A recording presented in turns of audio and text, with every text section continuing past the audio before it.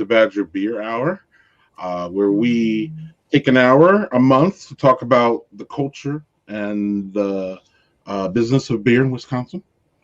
I'm here with Landon Cherney and Chris Strausen, the Beer Baron. Hello, guys. Good, man. What's up, fellas? Well, we got a busy night, so we might as well just jump right into it.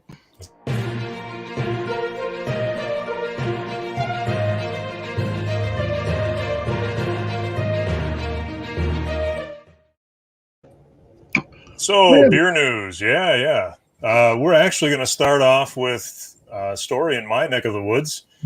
It's a relatively new one, actually. So, Leinie's is dropping the native maiden logo that we've all become accustomed to on their branding and their the big barn that they have at the brewery. It's on there. It's everywhere, and they're taking it away. It's going by. And it wasn't even because somebody asked them to. They're doing it without any, seemingly, anyway, from what we know, without anybody prompting them to do it. Yeah. So this is kind of a big one to me. Obviously it happened this summer in the context of everything that's going on. So, a little backstory. Leinenkugel was founded in 1867. The original brewery is located in Chippewa Falls, and it's been owned by Molson Coors, previously Miller Coors, previously Miller, yada yada yada, since 1988. So it was. I don't know if it's the first, but it's certainly one of the earliest, craft acquisitions by Big Beer, and they announced this move on July 31st. So that was. A little bit of context, that was less than 3 weeks after Washington's NFL franchise ended its nearly century-long use of a blatantly, terribly racist slur against Native people. So, there was movement in this kind of area, and, there have been other Native logos and kind of racist caricatures that have been retired. Uncle Ben's, Land O'Lakes got rid of their kind of a similar, Native imagery on their packaging, or they announced that they were going to begin phasing it out.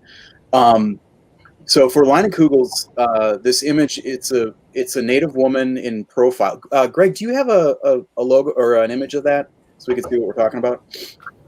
Yeah, I might. Yeah, I got it. Okay. So she's in profile. She's wearing a headdress and a feather, and this was not something that was originally goes back all the way back to Leinie's original history. This is something that was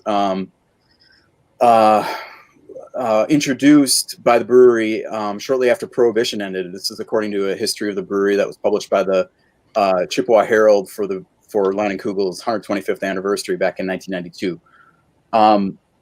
The image was adopted, according to that article, quote, in an effort to reflect the personality of the Chippewa Valley and the outline of the Indian head geography of northwestern Wisconsin.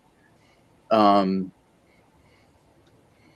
guess the outline of the state, you could argue, kind of looks like an Indian head in profile. That's a term that I'm guessing is not long for this woke world, if it's still used at all anymore. And then, in the last question of a fact on the Leinie's website, it mentions that it was changed.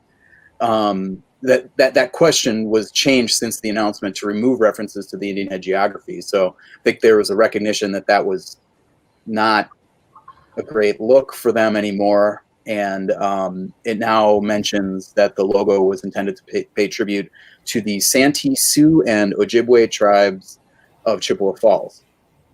So the original image as described in this history is somewhat like it's more sexualized, and this historical piece mentions that it's kind of evolved and become less sexualized over the years. So I think there's kind of some acknowledgement of changing times even in that. Before we got to this point, there's a quote from Bill Leinenkugel in that story. He was back in 1992. He was the retired brewery president This is a quote. "The face on the label was very appropriate at the time it was designed. I have to comment that the Indian woman's face was kept on the label primarily through the efforts of our distributors, who kept telling us not to change it, not ever. So we never did." Yeah, and the story also mentions that those distributors were, presumably hearing from their, like consumers that they wanted to keep it. So that's kind of the story, and that Leinenkugels hasn't said anything beyond the statement that they put out that was pretty, straightforward and saying we're doing this. I reached out to the Leinenkugels current president, Dick Leinenkugels, still family run, and he declined for now to comment beyond the statement. It sounded like he might change that later on as the packaging starts to be introduced. It's also significant that it's a major rebrand of our kind of satellite big beer. It's a satellite of a big beer operation, but it still has kind of a craft feel, I think, here in Wisconsin. It's certainly a homegrown brand, and it's going to be changing somehow. My guess is that they're going to just lean into kind of the up north kind of outdoors canoe dock jumping kind of vibe that they've been cultivating for. The Indian, the native imagery hasn't been exactly front and center. It's just a logo, but it has a prominent place, just like the the Anheuser-Busch crest or the the Miller the Girl in the Moon High Life logo. I think that's kind of the parallel that I'm guessing where this kind of came from. But I'm kind of curious what you guys think about this. The Landon mentioned this, that there's none of the report. There hasn't been a lot of really deep reporting on this, at least that I've found, and none of it has mentioned any kind of external pressure or discussion, calls for change from any of the native tribes or anybody kind of, at least in public. Who knows what's happening behind the scenes? But so this, at least it appears to be a proactive move in the middle of kind of a awakening to racial stereotypes and injustice and all this stuff that's happening this summer by a big corporation, but also a small town brand that has roots there. And obviously nobody in the Leinenkugel family, as far as I'm aware, has any native ancestry or anything like that. So there's kind of I think those are all kind of important context bits to the discussion here. Yeah, and I really think like you had mentioned, the native logo is really kind of taking a backseat to everything else. I think if you were to get rid of that iconic L that everybody knows the Leinenkugels for, the big L, when you see it, even if you just see the L, you already think Leinenkugels because you've seen it on all their labeling, and that's how their last name starts and everything. I think as long as the beer doesn't change and they kind of just keep doing what they're doing, honestly, I don't really think most people are going to care. The only reason that anybody would probably ever care is to push it into politics and what have you. So it's not really, as far as people around here, and not that I've been out and talking to people, because we're not out talking to people. It's anybody that I've talked to, any of the guys in taproom, nobody cares, and you probably won't even notice it when it goes away, other than the neck on the bottle will look different. Well, I didn't, keeping it real, I didn't notice it when it was there. So it was news to me when the thing dropped that there was actually an Indian female logo. I'm used to seeing that rowboat canoe. What'd you say, Lena? Sorry, it wasn't me. Sorry. That was No, no, I'm used to seeing. I'm used to the logo. I'm used to the Don't they have a they have a rowboat logo? As Chris alluded to, I'm used to the big L. I don't remember. And I'm not a big Liney's guy, so I haven't. So I can't say I have a lot of them around. All I, I like that they were somewhat proactive, meaning that they were like, hey, we're just going to change it before anybody really, I don't want to say notices, but this logo was so it's so different than the Redskins in the aspect of it wasn't like in front of your face, it's not in your face. It's not a it's not, you don't use it prominently. How about that?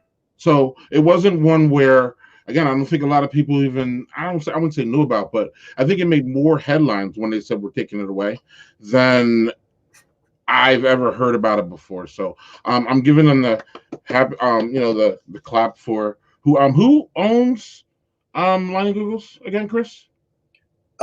It's the company's now Molson Coors. Miller bought it in 1988, and so it's followed the Miller bouncing to essentially to Miller.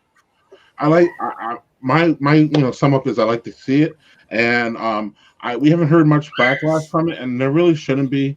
And again, I'm glad that they're proactive, and I like to see where they're going to go with it. And I really wish they would sell that unfiltered shandy without sweetness in it, but that's another story, Chris, for another time. So you guys can move on. Yeah, I had noticed it, and I had always kind of thought of it as, I guess, kind of a respectful tribute to, it's geographically, the city that it's located in is called Chippewa Falls. And it was a flattering, to me, it was a flattering portrayal. She's pretty. And, I guess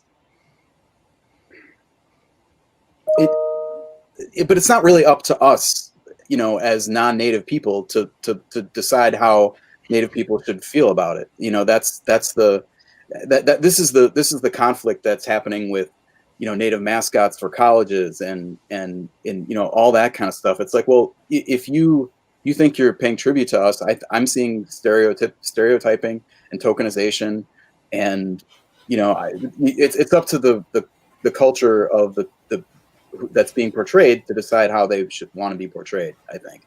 And there's kind of an air of colonialism to this that, whether there was I don't know if there was discussions with Native groups before they changed this, or who reached out to who. I mean, I think all that stuff matters in how you feel about this, but I think there are also some people who are going to see it and say, I think this is fine. What's the problem? And now you're just being, they're going to lump them in with social justice warriors or whatever, which is just, I mean, like, did you really care about that 1 square inch of that label? Did you really care about that before it was changed?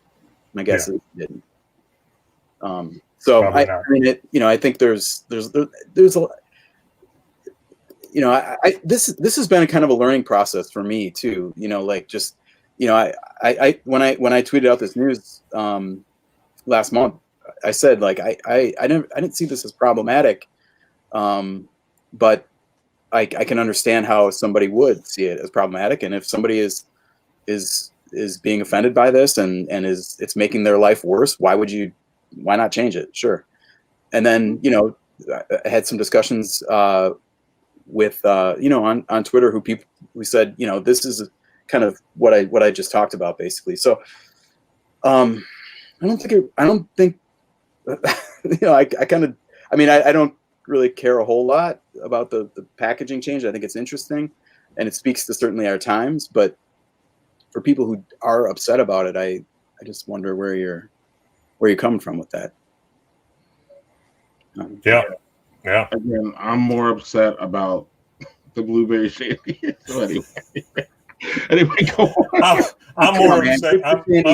Okay, I'm gonna stand grapefruit shandy right now. That is a good, refreshing, floating in the lake beer.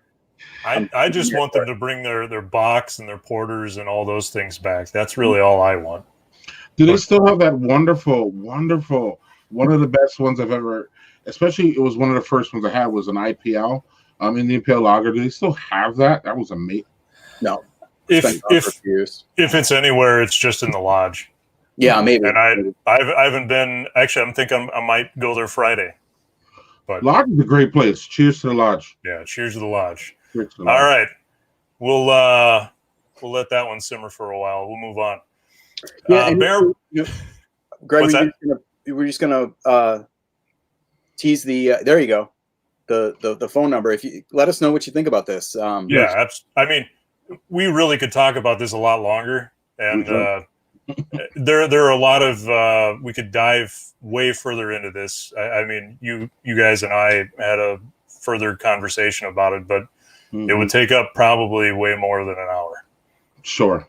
Yeah. So yeah, hit up that Badger Beer Hour hotline. So anyway, Bare Bones Brewing. We all know Bare Bones Brewing of Oshkosh. They're actually going to open up a new tap room. And who would think that anybody would open up a new tap room during these days? But they're going to open up a new place in Menasha. Yep, this is they're moving into downtown Menasha. It's going to occupy 2 connected buildings that had been a home and garden decor store.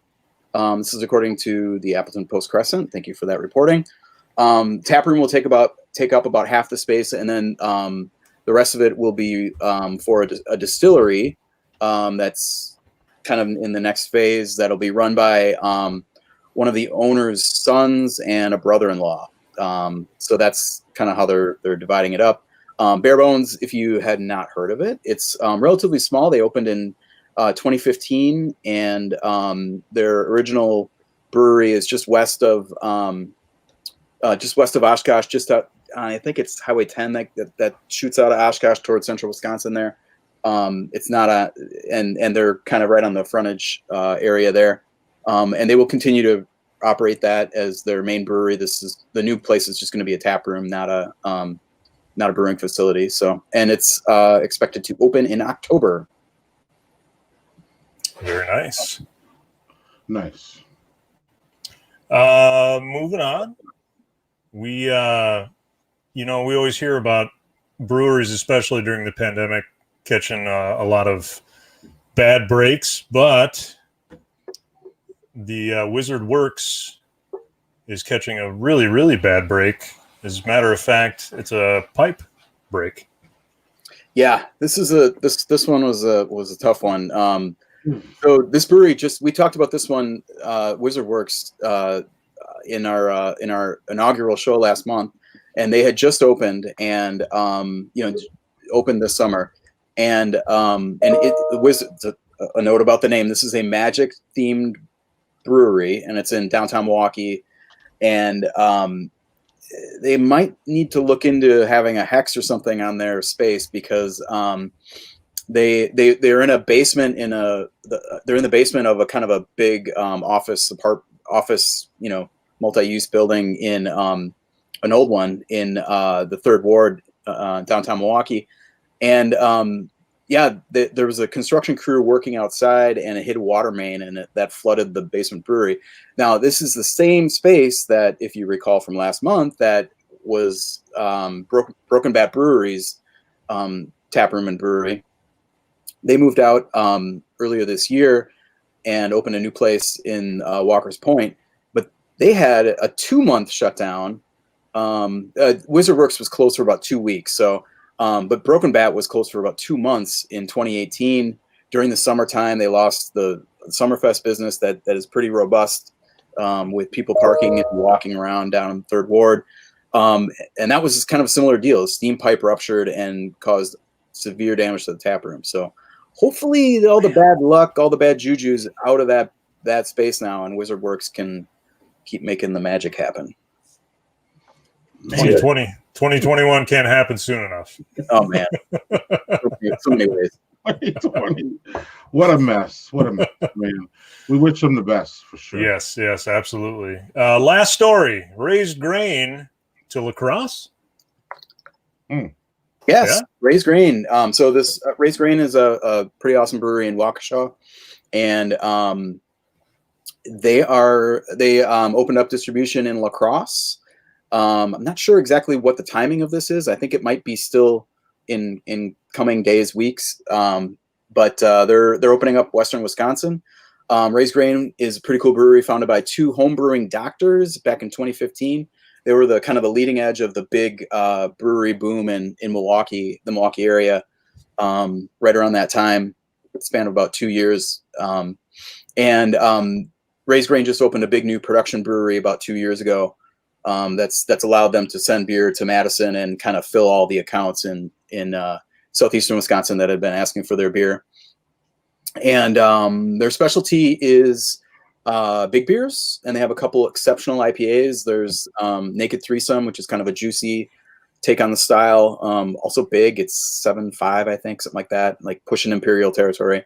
And then there's Paradox Red, which is one of my favorites in Wisconsin. Gold medal winner at the 2016 Great American Beer Festival, and it's a Imperial Red IPA that is not to be missed. If you haven't had that one, you should definitely put it on your list. If you like hops, if you don't like hops, skip it and go for something else. But we, at the magazine, at Milwaukee Magazine, where my day job is, we did a beer and cheese issue 2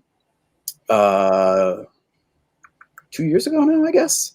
And we did a beer and cheese pairing for it, and we kind of put together, these artisan cheeses from Wisconsin with Milwaukee beers, and we paired.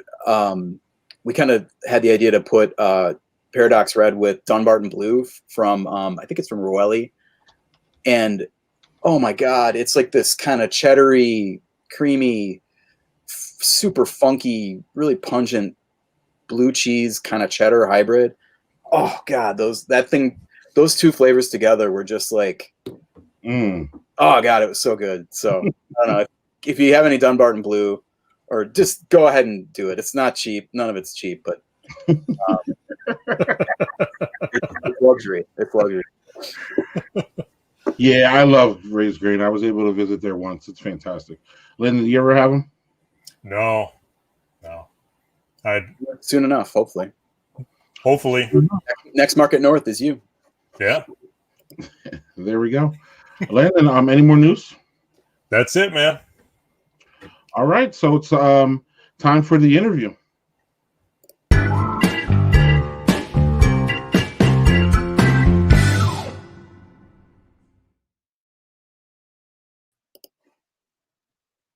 Kevin. Hey, how's it going? Not too bad. How are you? I'm pretty good. I wanted to welcome Kevin Wright, brewmaster at Third Space Brewing, to the Badger Beer Hour. Thanks for joining us. Yeah, thanks for having me. Okay, so Kevin's on today to talk about Saturday, which is the Wisconsin IPA Fest at-home edition. Of course, nobody's doing beer festivals anymore, so this, I believe, is it the fourth year? Yeah, it's the fourth year. Okay, so 3 previous years it's been in person at Third Space, which is in Milwaukee, in the Menominee Valley. Really cool brewery, really great space, cool, big beer garden and expansive tap room. And this year, obviously, it's going to be a little bit different. Do you want to talk about what the IPA Fest is going to look like this year and how you kind of pulled this off? Yeah, absolutely. So yeah, like you said, normally, we do it at the tap room. We invite open invite to every brewery in the state of Wisconsin to send an IPA, and we usually get about 1,200 people coming through the brewery to taste all the beers. Obviously, this year it was not going to work to bring 1,200 people into the brewery. So we came up with the idea of doing a virtual fest. We kind of piggybacked off some other breweries in the area, have taken a couple of their fests virtual over the last couple months. And so we thought that was a way to stay connected with our fans, stay connected with our IPA lovers, keep the continuity of the fest. So this year's fest is all virtual. People who purchased tickets got a mixed 12-pack of IPAs from breweries around the state. So we selected 12 breweries, and they sent us cases of one beer, and we did a mix of all those and made 12 packs. And so people who bought tickets get the 12-pack, and then we'll be hosting a virtual event on Saturday where all the different breweries will have a representative talking about the beer, talking about their brewery, answering questions, and just talking all things hoppy beers. Nice. So what are the logistics involved in putting building this 12-pack? It was a lot of hands-on fun labor.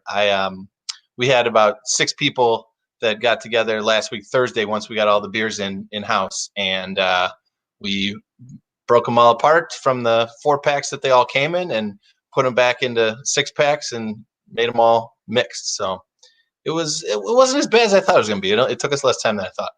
And what about how does that work with, did the breweries just basically deliver the beer, or was there a pickup, or how did that work? It was delivered. So like we do every year, we purchase the beer. It's not a donation thing. So we bought the beer either directly through the breweries that self-distribute or through their distributors, the ones that have a distributor. Most of them we talked to ahead of time, and they were going to set aside something special, or a couple of breweries actually brewed a special beer for IPA Fest. So we coordinated with them ahead of time and then set up the delivery. So no, we didn't have to go pick up anything, but nice. They delivered it, but we paid for it. And you Third Space has a beer in here, right? I don't see it on the list there, but the hard thing this year was it was really hard to choose 12. Last year we had, I think, 51 breweries participate, and the year before 40 some. So there's a lot of great breweries. So to pick 12 was hard. And originally we had ourselves in the mix, and then we're like, you know what, let's take ourselves out of the mix, give somebody else a shot.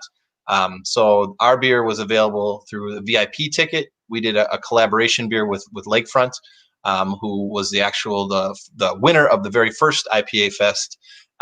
We made a special beer for the VIPs, and then we have a somewhat limited edition hazy IPA that we've been coming out with sporadically the last couple of months that was available as an add-on. You can get a 6-pack of that. So if people did the add-on, they could get a 6-pack of the IPA from us, or if they did the VIP, they got the collab. Nice. Is what's happening with the virtual aspect of it? Like, is somebody from each brewery going to talk about the beer and walk, like, tasting through it, or how does that work? Yeah, so we asked everybody to be ready to talk for 5 minutes about the beer that they submitted. Because everybody who bought tickets to this is pretty big hop fans. We asked them to tell a little bit about some of the technical brewing side of it, like what hops did you use, how did you use them, was this different from another recipe or another techniques that you've used, and then my business partner Andy is going to be moderating a discussion via the comments and pulling questions to then ask to the brewery member participants. Nice. What do you have any? Have you had all these beers yet, or? Oh, that's the first sip of the first one. I haven't tried any of them yet. Really? So this is my first taste of any of the 12 right now. What do you got? What is it? I started with this is the Hazy Galaxy from City Lights, our neighbors right down the street. And I figured, why not start with the only brewery in the state of Wisconsin to win a medal for Hazy IPA? There you go. So it's really good. Nice. Big Galaxy punch, really nice. Juiciness, not overpowering bitterness. This is tasty. You mentioned kind of drawing on some other breweries that have done this. What were some of the kind of inspirations that you looked to, and were there some things that you saw that were like, yeah, that didn't really work, we don't want to do that, or and obviously some positive things that you saw that you really wanted to incorporate too? The one that really I think put it in we can do this and make it work is Mobcraft in Milwaukee did their Sour Fest all virtual this year, and they we talked to them about how how they did it, how it went, and they kind of broke it down for us, and we're like, yeah, this is a really good way to do it. It makes a lot of sense. This is something we can translate IPA Fest into. So that was the one. I don't know if we've seen other ones that haven't worked. I know like there's a lot of virtual stuff around GABF this year, and some like remote things around GABF this year. So interested to see how that goes. And there's a couple other ones that are coming up. There's a Lager and Friends Fest. I think that was all virtual. There's another one coming up that I can't think of right now. But yeah, that's where we kind of pick their brain a little bit about what worked and what didn't. Yeah, and I think like one of the key points of making this really a fest and not just like hanging out with a live stream is actually having the beer and being able to deliver, something that people can drink, while it's all happening. Yeah. That, I mean, without that, I don't think 400 people are going to tune in to listen to some brewers talk about beers if they're not able to taste them. I think that was one of the things that was attractive for people to participate in the fest, is that they were getting 12 beers that a lot of them people probably haven't had before, and some of them you can't get outside of this fest, and some of them you can't get in our area. So it was, a really cool way for people to get to try some really interesting beers that they wouldn't get to try normally, and they don't have to do the work of chasing them all down. It was, purchase your ticket online and come by our place and pick up the 12-pack already made for you. I mean, you guys have been doing, everything that brewery does has been kind of rethought and just done to try to stay connected during the pandemic. And there's a social aspect of beer that is just inherent to the thing. And I think you guys have done a really good job with kind of staying connected with some of your online things and connecting with customers. Can you talk a little bit about what you guys have been doing with streaming and stuff since the pandemic started? Yeah, definitely. So right away, the first thing that we did, one of our traditions is every Friday we do, we call it the Brewmaster's Toast. It used to be me every Friday, and now I admit I'm out there every Friday. But we do a toast Friday, 5:45, just kind of a kickoff to the weekend, talk about the fun things that are going on, and then we'd tap a keg, and it'd be dollar beers until the keg ran out on that Friday. So we took that virtual right away the first Friday that everything was shut down. So I was doing Brewmaster's Toast live from my kitchen for, I think it was 12 weeks during the shutdown. So that was the first thing. And then right after that, we started doing some things. Our sales team they put together a little program called Sippin' with Sales, where they'd pick a topic or bring in a bar owner or a chef, and they'd talk through a topic. And we've done other things. We did a virtual beer dinner with our good friends at Shelley's Cuisine in Thiensville, and that was a huge success, really fun. And the same thing where people picked up a meal pack and a beer pack. So it was 4 different beers paired with 4 different courses, and you could eat them on your own time. And then we had a Zoom chat afterwards. People could ask questions about them. So that was really fun. And then Andy's been doing a lot of things kind of leading up to the IPA Fest, where he's been doing one-on-ones with all the different breweries that have entered something, just kind of talking about their beers and, talking about some things that they're doing to, same thing, kind of keep people connected during this time. Nice. What's the situation at Third Space right now? Is the tap room open? Is what's happening there? Yeah, we're open. We're back to our regular hours, Wednesday through Sunday. We're still under capacity restrictions. We're working. The city's got some guidelines in order to get to full capacity, but we've also put in place a lot of different safety measures, controls, social distancing, spacing, remote ordering, even from your table, where you can put in an order and then you go show your ID at the bar and it's there waiting for you, and just a lot of different things to try to keep our staff and our customers safe.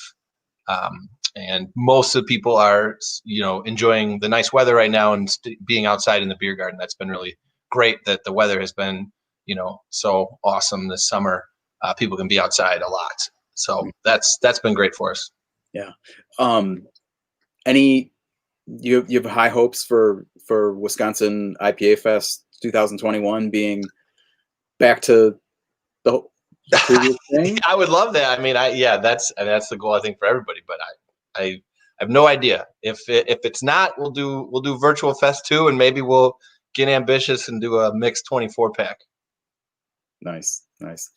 All right. Well, Kevin, thanks so much for joining us. Good luck on Saturday. Do you have one of the speaking roles in the? You're gonna be talking about your the collab beer with Lakefront? Yeah. They got me booked for like 2 hours. We're doing a VIP section, and then we're doing the main session. So during the VIP session, we're talking with Russ from Lakefront, and I are talking a little bit about the collab, and then we've got VP of Sales from Hop Steiner, which is one of the largest hop suppliers in the country. Oh, cool, and he's going to be doing a really cool presentation talking about hop breeding. The collab beer actually used 2 brand new hops that have just come through their breeding program. So he's going to talk a little bit about how the breeding program works. And then this week is actually the first week of 2020 hop harvest. So he's going to be talking about hop harvest a little bit and give some insight into what that looks like for people who've never seen it, and talk about hop harvest 2020 and how that's going. That sounds awesome. I mean, I think these virtual events, like we've all been doing, or many of us have been doing, like virtual meetings and all this stuff online, do work stuff and boring stuff online. And as I was a presenter at the Lager and Friends Festival, and it's the engagement and the back and forth and the questions that you get, I think these are really good. And it's not, having a hop guy at the IPA Fest sounds like a slam dunk. So yeah, I mean, it's a cool opportunity where, I mean, we could have had him come out and do a presentation at IPA Fest, but it would have been hard to get people in a room and get them to hear it and that. So it's a cool opportunity that you wouldn't have gotten at a normal IPA Fest. So it's a way to add something cool that wouldn't have been done normally. Yeah, exactly. And I guess we should note, it did sell out. I mean, yeah, we had 400 tickets available. We sold 400 tickets. So yeah, that's great. And sorry if you missed the boat on that, folks. Try to find a buddy that has a ticket, because he's got 12 16-ounce cans of beer. He's probably not gonna be able to finish by himself on Saturday. So he's gonna need somebody to help. People are gonna get hammered. Yeah, that's basically that's a 2 or 3-fer, isn't it? One ticket is admit 3. Yeah. Nice. All right. Well, Kevin, thanks for joining us on the Badger Beer Hour, and good luck with the fest. Don't get too nervous now. What's that? Don't get too nervous. Thanks, Kev. Yeah, thank you.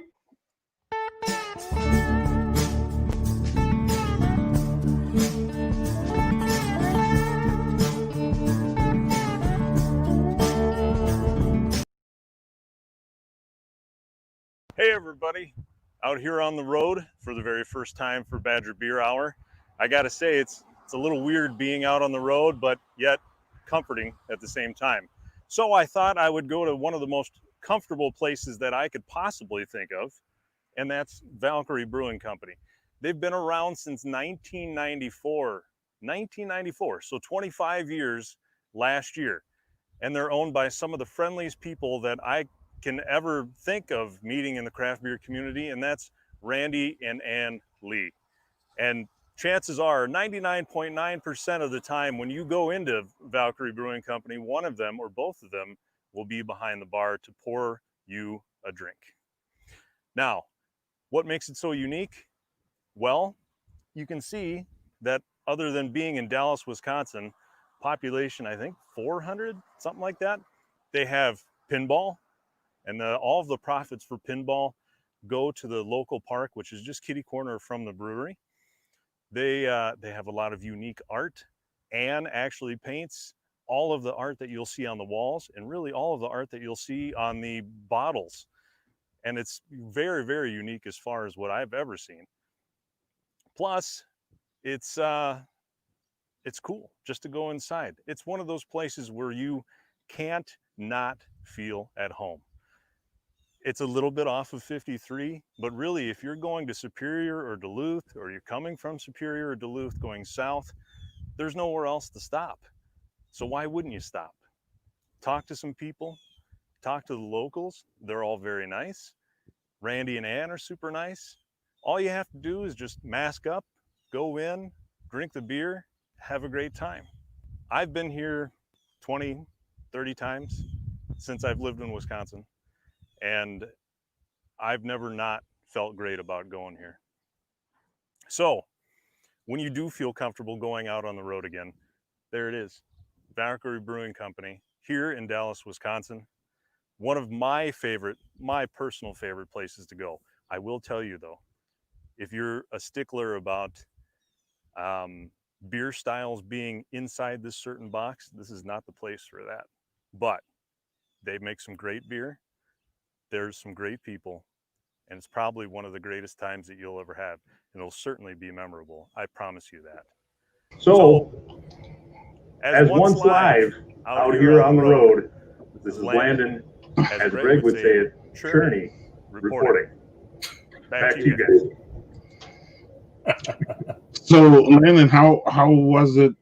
How are they doing the social distancing thing? How's that all going up there? I mean, it's Dallas. So, as you probably saw on the sign, it's population 409. But believe it or not, I was up there 2 different Fridays because I don't work Fridays during the pandemic, apparently. Yeah. So I was up there and there was a lot of traffic in town, and believe it or not, there were people from out of town. The first time that I was there, I think there was a couple that was just driving through. They must have seen it on their GPS or something that there was a brewery nearby, so they stopped in. Then there was motorcycles that were heading out to Sturgis the last time that I was there. So as far as distancing goes, it really depends on the people. All of the people in Dallas are good about it. They stay away from each other. Obviously, they're not going to be in your business. And the space is pretty big as far as, there's not going to be like 50 people in there at a time. They own the little piece of land next to the brewery. So if it's a nice day, you can just go out there and sit, and Randy does a good job of setting up tables and stuff out there. They're doing the best that they can. They wear masks. I wear a mask when I go in there. It's Dallas. What about the beer? Do you have a favorite beer of theirs? I really, and I don't do it because I drive when I go up there, and nobody wants to drive along with me or drive me home. The barley wine is probably is my favorite, but they do yeah, they do make a bracket too, which is one of the only places that I've heard of recently that makes a bracket beer. And I got a bottle of that in the fridge. Yeah, a bracket beer. Bracket. Yeah, it's a honey based. Well, not. It's almost like a mead. Yeah, it almost tastes like a mead. Yeah, it's barley. It's malted barley based, but it's a significant honey fermentation as well. Yep. Big beer. Another big beer. Nice. So, whenever you can, get up to Dallas. Yeah, right. But like I said, don't expect anything inside of a box. You're not going to get it. Okay. Now, weird beer. What did you say, Chris? I'm sorry, I ran over you. Hashtag weird beer. Yeah. And they embrace it. Yeah. Now it's time for a beer spotlight, fellas.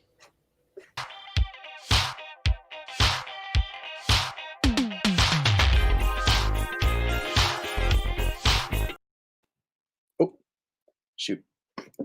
So I'm the beer spotlight guy this month, and I was really digging the we got one there. Potosi Oktoberfest is the spotlight beer of the month. It is August. So Potosi is the oldest brewery in the state. It has not operated continuously since it was founded in 1852 in its tiny southwestern Wisconsin town on the Mississippi River, called Potosi. But it was rebooted in its current craft brewery form in 2007. And it's also, as the label so clearly notes, does it? Maybe it doesn't say that anymore. I don't know. It says it somewhere. It is a nonprofit, and all revenues all profits from the brewery support a really cool brewery museum that's next door to the current brewery, and as well also a local community foundation that does lots of cool stuff around Potosi and in kind of the general area. So obviously Oktoberfest is a style that's one of the best. I believe it's the best-selling seasonal in the United States. And in the U.S., Oktoberfest beers come in kind of a whole spectrum. You have some that are closer to the kind of Märzen and Fest beer styles of Germany, and others that kind of take that concept and push it a little bit more toward malt forwardness and a little bit sweeter, and are a little bit sweeter. And Potosi's entry, I would say, is a little on the kind of on that American side of the style. There's some bready caramel malt sweetness, and a little bit of a noble hop bite that kind of brings it back into balance. Certainly not cloying, at least not to my palate. Your mileage may vary, but some of these lighter fest beers or Oktoberfest beers, to me, the one in Wisconsin that kind of bears that standard is Octillion from Ale Asylum. I really like that beer. It's a lot lighter in color than a lot of the other Wisconsin Oktoberfests, and the balance, it's a little bit lighter in body too. But it still hits those kind of bready caramel notes that you expect from that style. Really enjoyable. And I think this is probably one of the strongest styles for Wisconsin brewers across the board. There's not a lot of bad ones out there, and there's a lot of really good ones. I don't think there are many that kind of distinguish themselves as like super amazing. Staghorn from New Glarus is probably the top of that, but they're all a little bit different, and depending on whether you want them a little bit drier or a little bit more malt forward or a little bit more hop bite, there's something out there for all those. So Potosi's Oktoberfest is, I would say, kind of on the middle sweet side of things, but certainly cleans up nicely, and it's super drinkable. Medium body, 5.5% ABV. So, some of these push some of the kind of more, the more American ones push 6% with their ABV. This is down there in that easy tailgate kind of territory, which is, tailgating. Remember tailgating? Like that was the thing that was kind of the thing that always makes me think of October. That setting is where I think football tailgating and Oktoberfest beers to me just go together really well. Particularly the kind of early in the season stuff where, maybe it's just starting to get crisp and but you still have those warm sunny days. I don't know. I'm kind of getting the feels here for fall. That's not going to be the same this year, but obviously Oktoberfest as well as pumpkin beers, those, like, here we are in mid to late October, and these things have been around for 2-3 weeks sometimes. And some people get really mad about seasonal beer creep. And, Oktoberfest, people think October, even though Oktoberfest is in September. But, is this, like, what do you guys think about August Oktoberfest, July even Oktoberfest? I know Southern Tier's Pumpkin comes out in like it's like mid-July or something, and everybody wigs out because a lot of people hate that beer anyway. But what do you guys think about beer,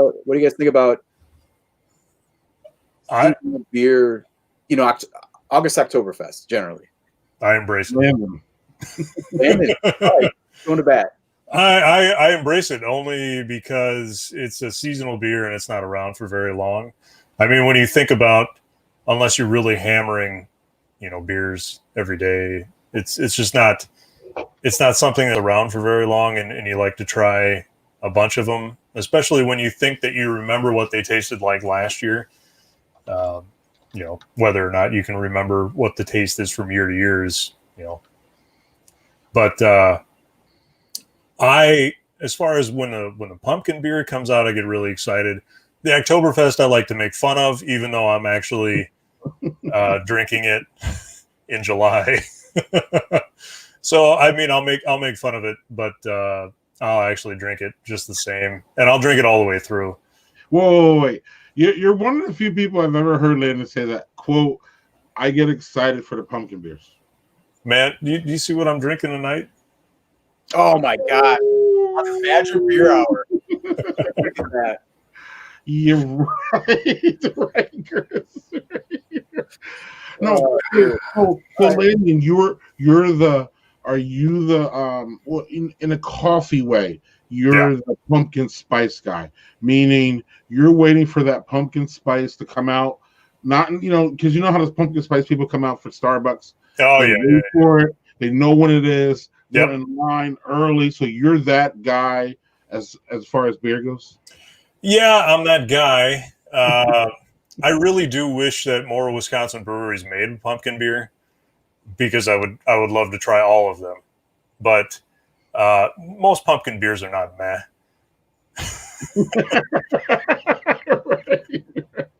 I mean, when you think about it, how often do you? I mean, I stockpile. I'm no kidding. I stockpile pumpkin beer because I won't be able to find it when it January. It's cold out. You're feeling maybe I'd like a pumpkin beer. Okay, but all right. Go, Chris. No, go. You go, Chris. All right. Like, I mean, that's. I believe. Look, my personal belief is people should drink whatever they want, whenever they want. Yeah.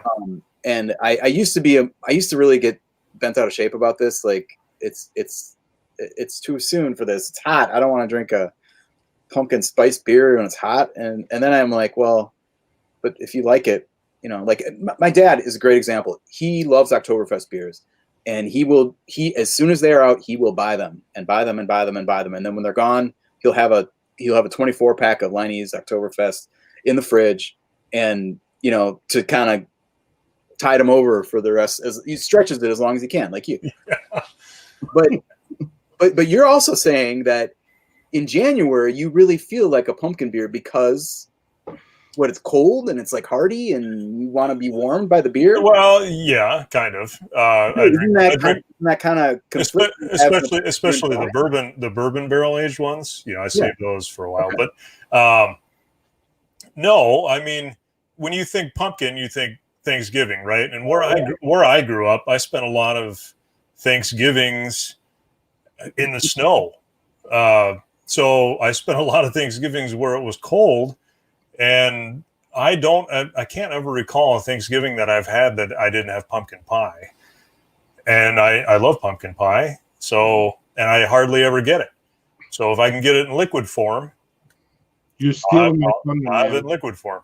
You stole my thunder. I think my problem with pumpkin beers is that they come out too early and they end too quick. I actually rather them come out a little bit later and end in like December. And the reason is what you're saying.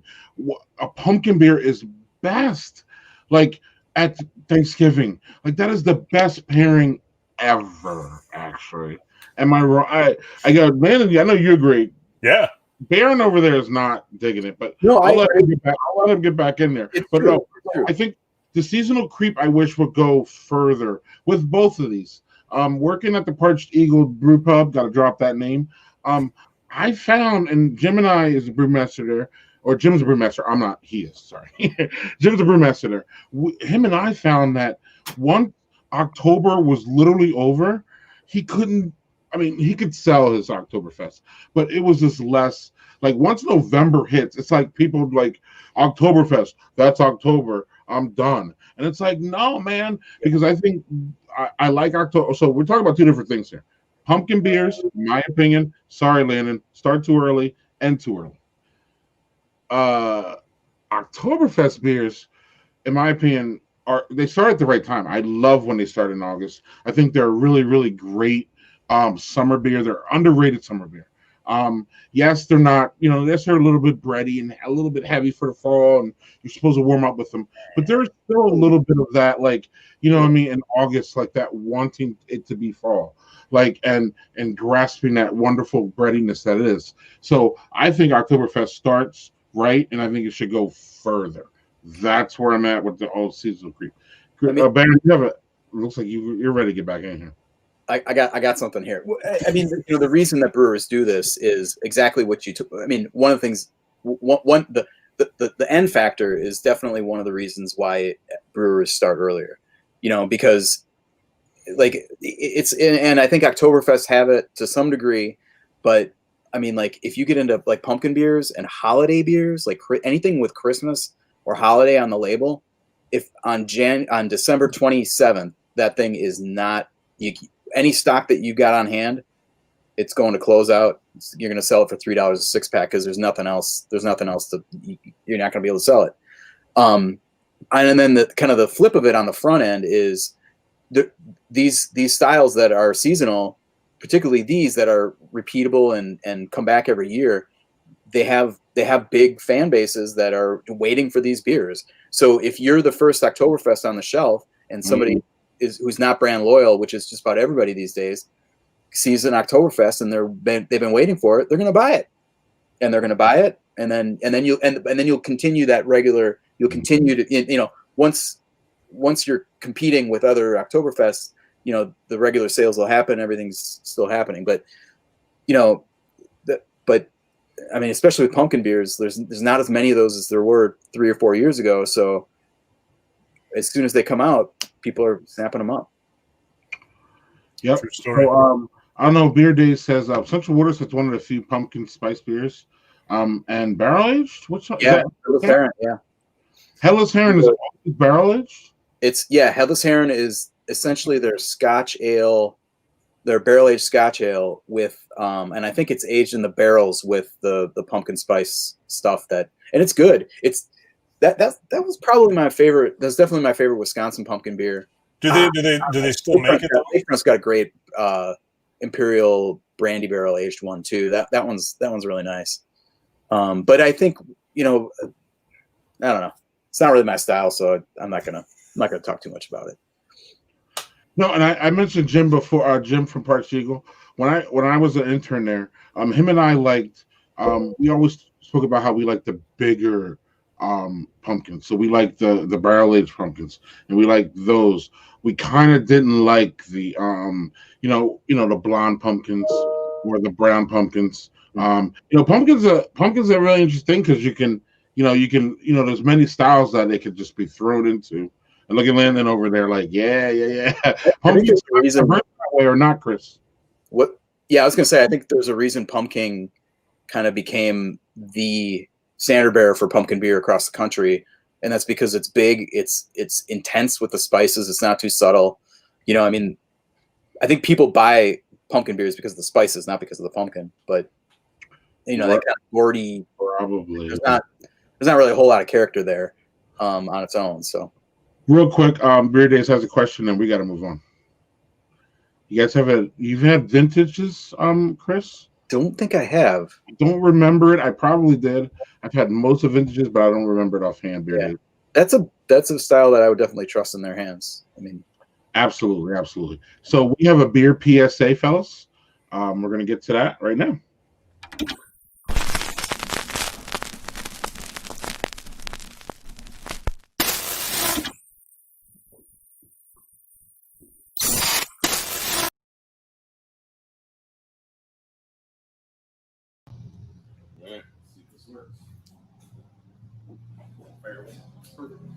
Hey, Greg and Chris.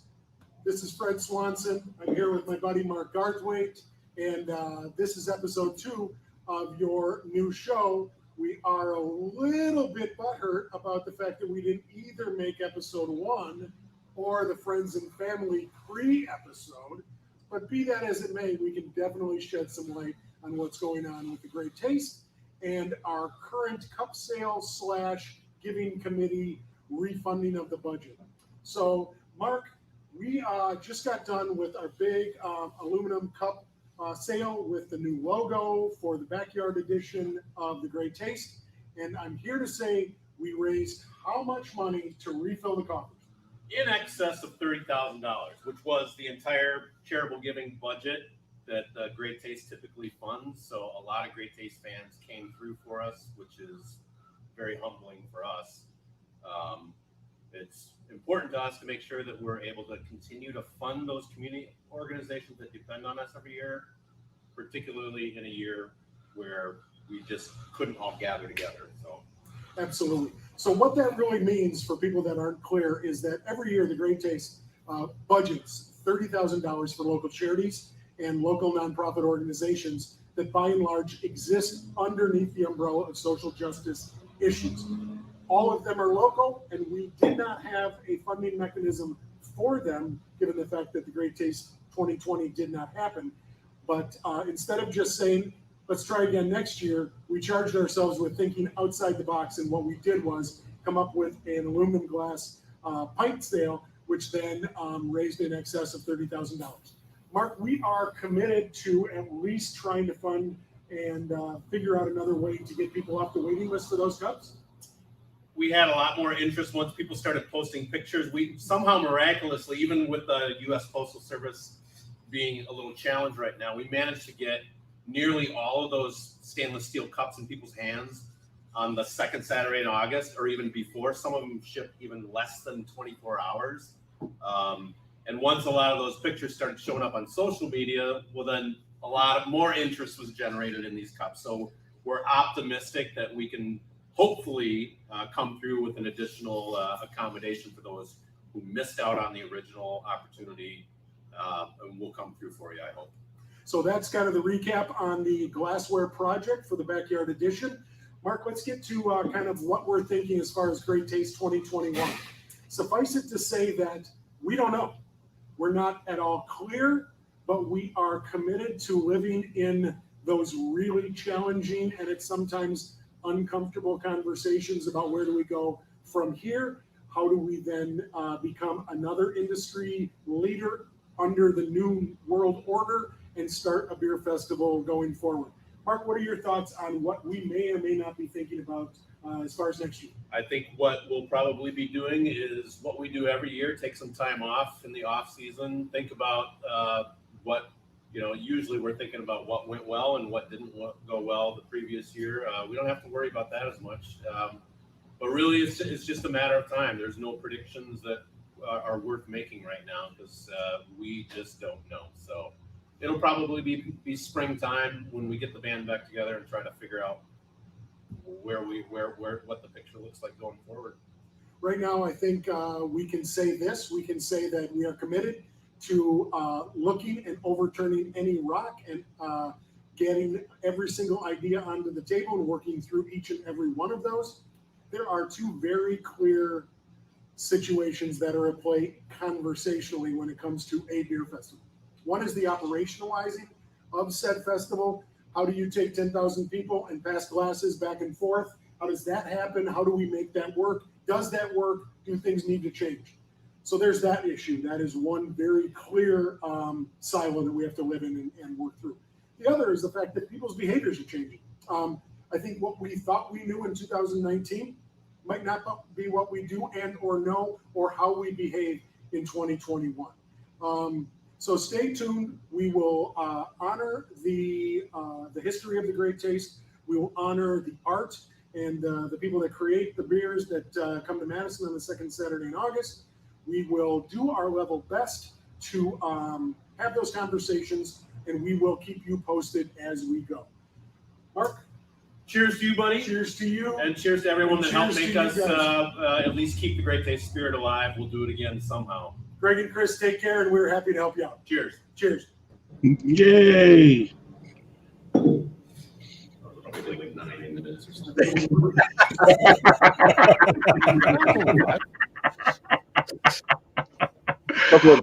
couple of great human beings right there. Yes, absolutely. And I have to say that was filmed at the wonderful, fantastic, one of my favorite places to drink, the Mall House on East Washington and Madison, Wisconsin. Fantastic place, fantastic people. Anything quick on the Great Taste? I mean, I think what I heard there was that they did not commit to, I mean, I've asked the same question of Kevin, and IPA Fest normally happens, I think, the weekend before Great Taste. And they didn't, it was pretty clear that they weren't, that they're going to react to how things are looking and what the situation is. that's exactly what they did this year in canceling the festival, and not to be lost on what happened here was that they still managed to do for charity what they always do every year. They normally they raise around $30,000 for stuff like community centers and the local public radio station, and stuff like that are really key contributors to the community in Madison. And it's great that they were able to do that without. I mean, it's just a really good idea, and there's so many good people in beer that want to make this stuff happen, and the Great Taste has an enormous amount of goodwill among the beer community. So it's great to see it happen. Cheers, man! Cheers to them. Yeah. Cheers to the whole thing. And fellas, we have wrapped up our second episode. Thank you. An hour goes by fast. It does. Yes. So you guys, everybody should visit us on. You can find us at beerbadgerhour.com. It takes you right to our YouTube page where our videos hold. You can email us at badgerbeerhour.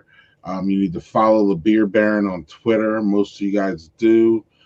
You can call us and text us. We got our first text, so we will feature that next week. Ooh. Or I'm sorry, next month. Maybe. Next month. Bad. Sorry, I was trying. I was trying to get us in next week. Please subscribe. We're not going to put that on.